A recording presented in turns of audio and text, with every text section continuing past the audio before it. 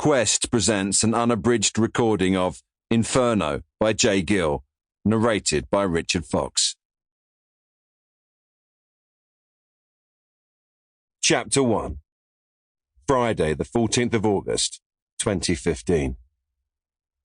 Helena Hardy scooped up her handbag and house keys and pressed the phone to her ear with her shoulder as she shut the front door and locked it. She waited for the number she'd called to go to voicemail. "It's me again.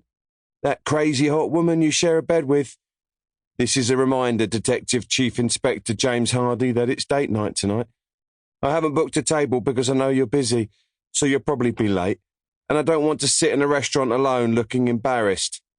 That's not a dig about our last date, I promise." Helena chuckled. "Anyway, Alice and Faith will be at your parents' house, and I'll be cooking your favourite. I also have something very special planned for dessert, if you know what I mean, James. I promise you won't want to miss it." She chuckled again. "Text me, darling, when you get a chance. Let me know you got this message and what time you'll be home.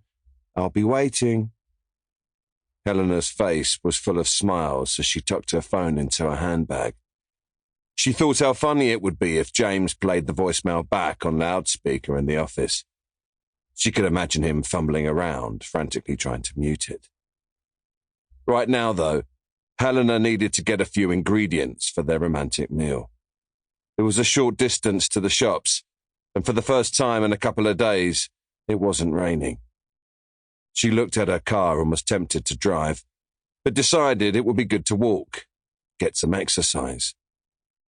She glanced over the roof of the car and noticed a man across the street.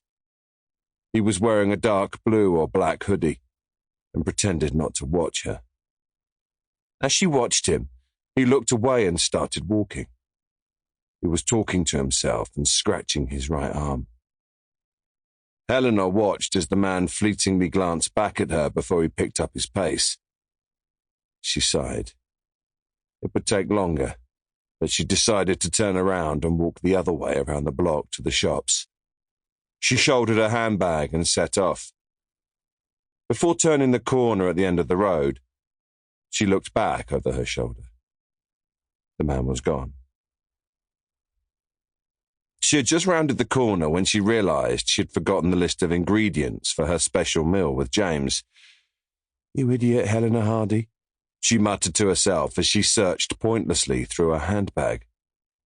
She could picture exactly where she'd left it, right on the worktop beside her pen.